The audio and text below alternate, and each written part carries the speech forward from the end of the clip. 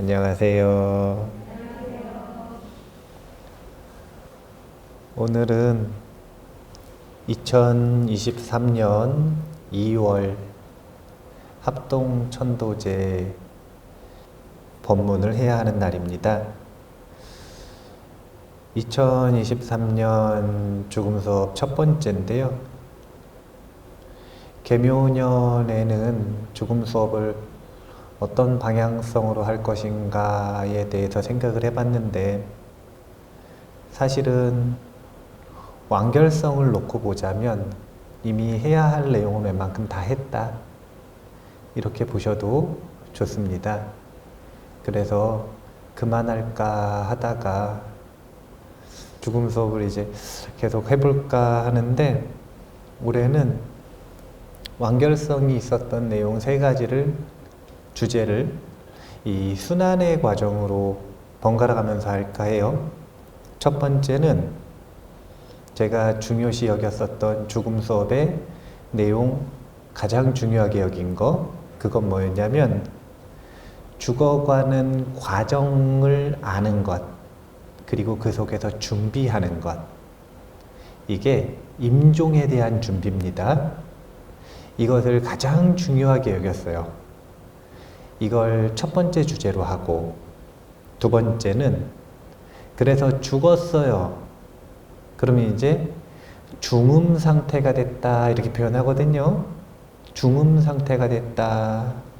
그래서 죽음 이후의 경험에 대해서 옛날 이야기 듣듯이 들어두면 죽었을 때 기억이 나요.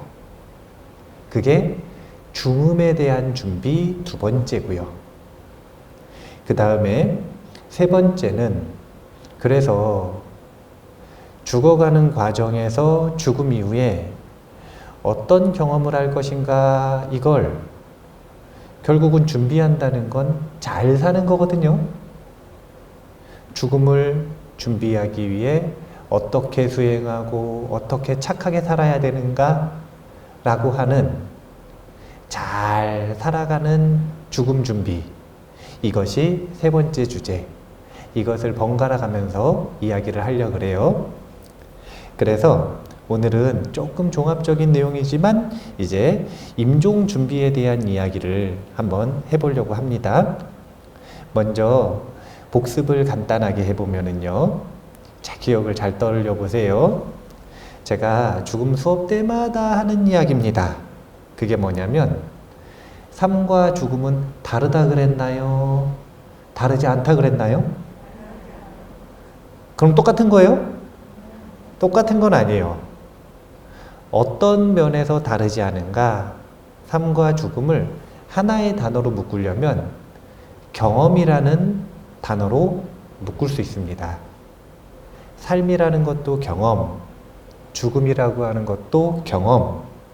그래서 다르지 않고 낯설지 않게 바라보기 위해 삶과 죽음이 둘이 아니다라는 걸 꼭 기억을 할 필요가 있어요. 자, 두 번째, 이게 아주 묘한 건데요. 죽는다라고 하면은 이 몸을 떠나서 중음의 경험을 하게 되는데, 죽음이 아니라 중음의 경험을 하게 하는데, 그거는 뭐하고 아주 유사하냐면요, 잠에 들었다가 깨가지고, 여기서 깬다는 건 반쯤 각성이 돼가지고 꿈을 꾸는 것과 아주 유사한 메커니즘을 가지고 있다. 여기서 우리가 어떤 힌트를 얻어야 되냐면, 우리는 매일매일 죽음을 사실 경험하고 있다. 죽음을 준비하는 힌트를 얻을 수 있기 때문에 다시 한번 복습해 보고요. 그래서 세 번째는 결국은 죽음에 대해서 준비한다는 건 죽으면 끝이니까 준비해요? 아니면은 죽어도 끝이 아닌 것 같으니까 준비해요? 저는 죽으면 끝이 아니라고 주장하고 싶지도 않고 믿으라고 말하고 싶지도 않아요. 죽으면 끝이 아니다라는 여러 가지 가설 중에 하나가 있는데, 그 가설이 보다 합리적으로 보이고 그 다음에 살아있는 우리에게 유리한 태도를 만들어줍니다. 자, 죽으면 끝이에요. 그럼 나쁜 짓 하고 살아도 돼요, 안 돼요? 살아생전에 나쁜 짓 한 과보를 안 받으면 빚 안 갚고 도망가는 거잖아요. 죽으면 끝이니까. 그러면 심지어 어떤 생각을 할 수가 있냐면요. 자, 나이가 들면 들수록 죽음이 가까워져요, 안 가까워져요? 점점 더 나쁜 짓을 해도 돼요. 왜냐면 죽으면 끝인데 과보를 안 받을 가능성이 점점 높아지니까.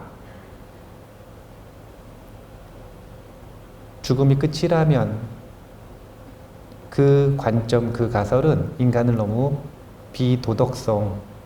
도덕적이지 않도록 만든다. 그래서 죽음이라고 하는 가설을, 그러니까 죽음 이후에도 삶이 있다는 가설을 받아들인다면 죽는다라는 건 다른 게 아니에요. 방 빼는 거고, 이 방이 어디냐면 육신이라는 방, 이 세상이라고 하는 곳에서 체크아웃하는 거고, 그리고 다음 삶을 받는다는 건 체크인하는 것이다. 이런 관점도 기억을 해두실 필요가 있고요. 왜 고독사 무서워하냐면요, 자기가 죽음이 두려워서 그러는 거예요. 그리고 죽음이 두려운 이유는 다른 이유가 없고요, 준비가 안 되어 있어서 그렇다. 이것도 기억해 두실 필요가 있고요. 마지막 하나, 임종의 순간의 사람들의 심리 상태, 평균적 심리 상태를 두 마디로 말하면 혼란과 두려움입니다. 죽음 직후 심리 상태를 말하면 후회가 밀려온다고 합니다. 그래서 죽음 수업을 통해서 죽을 때 자신의 삶을 바라보고 후회하지 않는 삶을 살았으면 좋겠다. 이 이야기를 복습의 끝으로 하겠습니다. 자, 오늘의 죽음 수업 제목은요, 이런 제목이에요. 수행자도 죽음은 무섭다. 다만 두려움에 대처하는 태도가 다를 뿐이다. 이걸 왜 이야기를 했냐면요, 제가 유튜브에 죽음 수업이 공개가 돼 있잖아요. 그러니까 댓글들이 많이 달리는데 어떤 분이 저한테 댓글을 다셨어요. 뭐라 그랬냐면요, 스님이 아무리 그렇게 말해도 죽음은 무서운 거래요. 스님 그렇게 말하는 건 스님은 죽음을 몰라서 그렇대요. 그래서 제가 댓글을 달라다가 말았는데 저도 무섭다고 댓글을 달아볼까 하다가 저도 무서워요 달라다가 말았는데, 이제 이 생존의 본능이라고 하는 것을 완전히 역행하지 못했다면 당연히 죽음은 두려운 것이다. 그것이 너무너무 자연스러운 것이다. 그래서 죽음 수업을 잘 공부를 하면 죽음을 맞이할 때 두렵지 않다는 게 아니에요. 두렵지 않다는 게 아니라 그 두려움으로부터 사로잡혀서 빠져서 아무것도 못하고 허우적거리는 것으로부터는 자유로워질 수 있다는 거예요. 두려움의 정도도 낮아지고, 첫 번째. 두 번째는 그 두려움을 다룰 수 있어서 두렵지만 무엇인가를 담담하게 할 수 있는, 이 정도의 자유를 얻을 수 있다. 그래서 오늘 키워드가 3가지인데, 첫 번째는 후회라고 하는 키워드, 두 번째는 자택사라고 하는 두 번째 키워드, 그리고 세 번째는 두려움이라고 하는 키워드, 이런 이야기를 한번 해보려고 합니다. 일단은 후회라고 하는 키워드부터 이야기를 해보면은요, 이 임사체험이라고 하는 건 유체이탈 이런 게 아니라 의학적으로 정말 죽은 거예요. 그래서 요즘 같으면 저기 냉동실에다가 넣으려고 하는데 깨어나거나 넣었는데 문 두드리고 나오거나 이런 경우들. 옛날 같으면은 흙 묻으려고 하는데 관 뚜껑 두드려가지고 나오는 경우. 이런 경우들. 그러니까 의학적으로는 분명히 죽은 거예요. 그런데 한 3일 있다가 한 5일 있다가 한 7일 있다가 되돌아오는 경우. 이런 경우를 임사체험이라고 합니다. 그런데 임사체험자들이 하는 경험, 이 경험에 공통점들이 있거든요. 여러 가지 공통점들이 있어요. 근데 그 중에서 한 가지만 예를 들어보면, 왜 그런 표현 들어보셨어요? 주마등을 본다. 무슨 뜻이에요?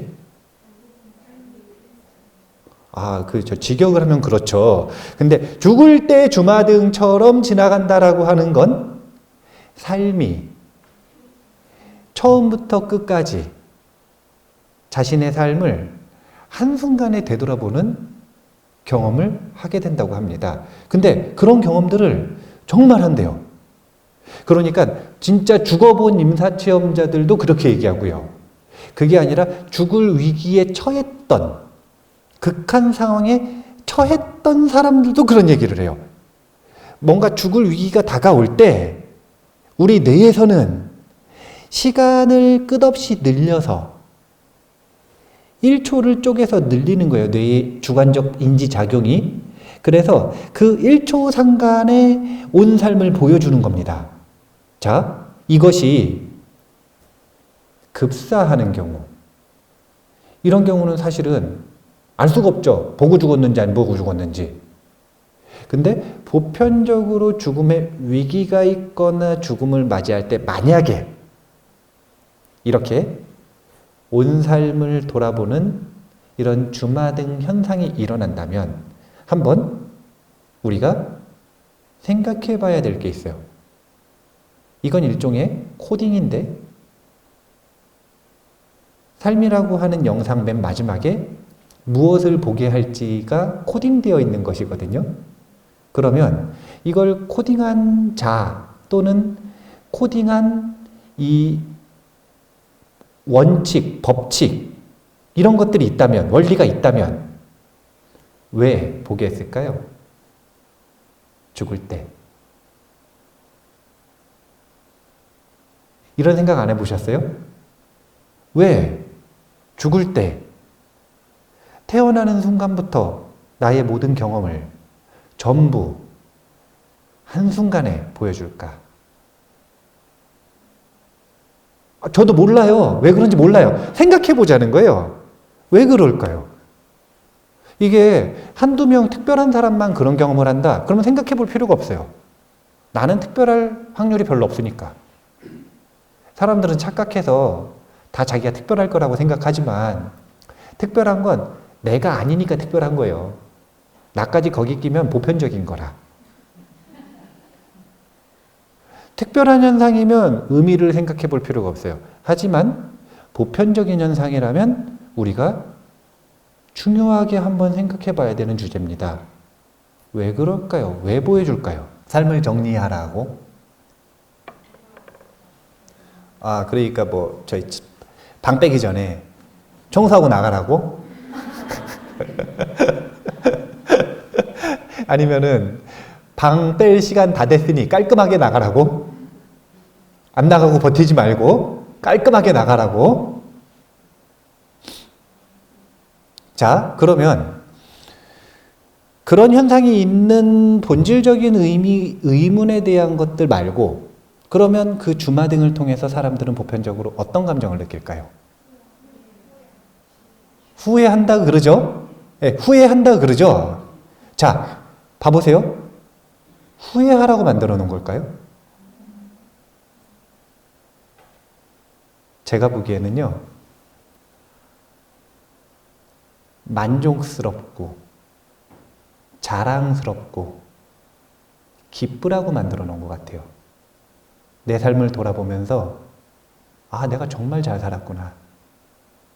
내가 이번 삶은 그동안 어땠는지 알 수 없으나 이번 삶은 그래도 죽을 때 할 말이 좀 있구나. 내가 지금 당장 죽어도 괜찮다. 다음 생에 사막도는 면했겠구나. 이런 자랑스러움을 느끼라고 설계해 놓지 않았을까요? 막 후회하고 힘들고 두렵고 무슨 저희 악취미도 아니고 너희 그런 거 한번 느껴봐라. 괴롭히려고 만들어 놓지는 않았을 거 아니에요. 그 코딩을 누가 짰다면 그러면 분명히 의도가 있을 거예요. 우리에게 기쁨을 보여주기 위해. 그런데 왜 대다수의 사람은 후회하는가? 그게 다른 문제가 아니라 뭐 때문이었던 거냐면 부처님은 뭐라고 답변을 하시는 거냐면 죽음을 기억하지 못하기 때문이라는 거예요. 우리가 후회하는 삶을 사는 이유가 뭐냐면요. 흔히 이런 멘트를 생각을 한다대요. 무슨 멘트를 하냐면 이번 생도 저 사소한 것들을 쫓아서 저 사소한 것의 시간을 다 낭비하고 저 사소한 것들 때문에 단 하나의 발전도 이루지 못하고 이렇게 죽는구나. 눈물이 끝없이 난대요. 멈출 수가 없대요. 이건 애인이 사라졌을 때 그런 눈물이 아니요. 집을 날렸을 때 그런 눈물이 아니에요. 그런 건 멈출 수가 있잖아요.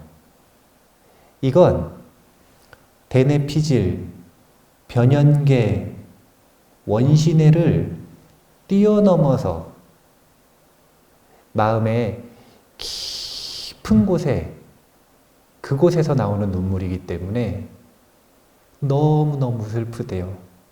이 단행본 중에 내가 틀릴 수도 있습니다 라는 책이 있어요. 스웨덴 요기가 쓴 책이에요. 요기, 수행자. 젊어서 크게 성공을 했대요. 그런데 문득 스웨덴을 떠났어요. 어디로 갔냐면 태국으로 갔어요. 출가하려고. 여러 사찰이 많아요. 태국에 천차만별이에요. 저 방콕 가잖아요. 방콕에 있는 대사원 가잖아요. 그러면 거기는 문화가 이 불전함이 하나가 아니요. 불전함이 종류별로 있어요. 목적이 다 써져 있어요. 근데 그 중에서 현전승가, 이게 뭐냐면 지금 그 사찰 내에 머무르고 있는 스님들에게 올리는 공양이 있거든요. 그러면 그 공양금이 들어있는 불전함이 있잖아요. 그냥 그 불전, 스님들한테 들어오는 불전만으로 사실은 방콕에 있는 곳은요, 스님들이 그 공양금이 들어오는 게 그 스님들이 막 100분, 200분, 300분씩 사는데도 웬만한 사람들 이 연봉보다 많다 그래요. 이건 뭐냐면 엄청 풍부하다는 거죠. 이런 데가 있는 반면 저기 시골 가면은요, 탁발조차 어려워서 아직도 탁발을 못해서 그날 굶어야 되는 그런 것도 있어요. 근데 이 스님이 밀림에 있는 사찰로 들어간 거예요. 그래서 그 밀림에서 17년을 수행생활을 하셨대요. 그리고 17년 끝에 만족하고 환속하셔서 스웨덴으로 돌아가신 거라. 그런데 스웨덴으로 돌아가셨는데 루게릭병이라고 하는 병에 걸리셨대요.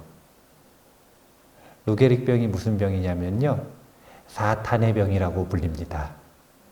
왜 그렇게 불리냐면요, 악마가 씌었다 이렇게 느껴질 만큼 이상한 현상이 일어나는데 온몸의 근육의 힘이 다 빠지기 시작하는 거예요.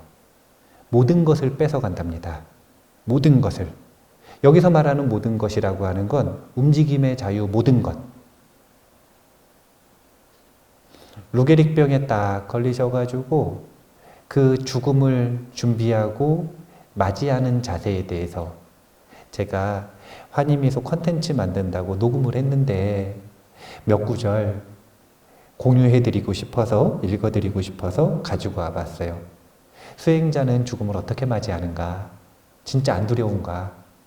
물론 제가 좋은 구절만 가져왔어요. 앞에 엄청 무서워하시는 부분이 있거든요.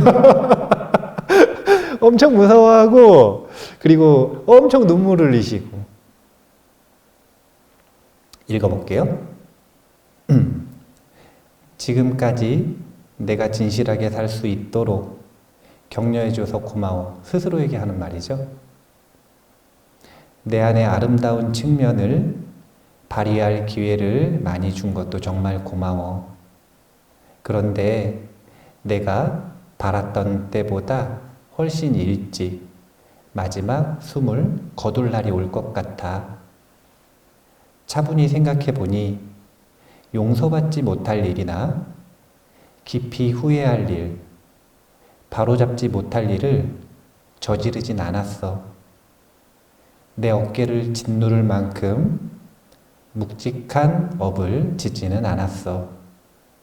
그래서 때가 오면, 이 필면의 고리를 벗어 던질 때가 오면 그동안 바르게 살았음을 알기에 난 환한 얼굴로 죽음을 맞이할 수 있을 거야. 다음에 무슨 일이 닥칠지 두려워하지 않으면서 숨을 거둘 수 있을 거야. 자신에게 하는 이야기입니다. 사실은 이제 묘사에서는 자신에게 하는 이야기가 아니라 마음에서 이런 말이 들렸대요. 자신에게. 수행자는 죽음을 두려워하지 않는 게 아닙니다. 두려움이 더 예민하게 찾아올 수도 있어요. 왜냐하면 일바사나 수행을 하면 감각에 예민해지고 자신의 마음에 솔직해지기 때문에. 그래서 남들보다 훨씬 더 두려울 수도 있어요. 하지만 두려움에도 불구하고 자신의 두려움에 대응하고 그 두려움에 조절 가능한 이유는 다른 게 아니에요. 근거가 있기 때문에 그렇습니다. 그건 뭐냐면 나를 돌아봤을 때 그래도 잘 살았다는 근거. 죽음 앞에서 거짓말할 수 있는 사람 없거든요. 그래서 죽음을 상징하는 염라대왕 앞에서 다 솔직해진다 그러는 거예요. 두렵지 않아서 평화롭게 죽음을 맞이하는 게 아닙니다. 두려움을 소화할 수 있어서 편안하게 죽음을 맞이할 수 있는 것이다.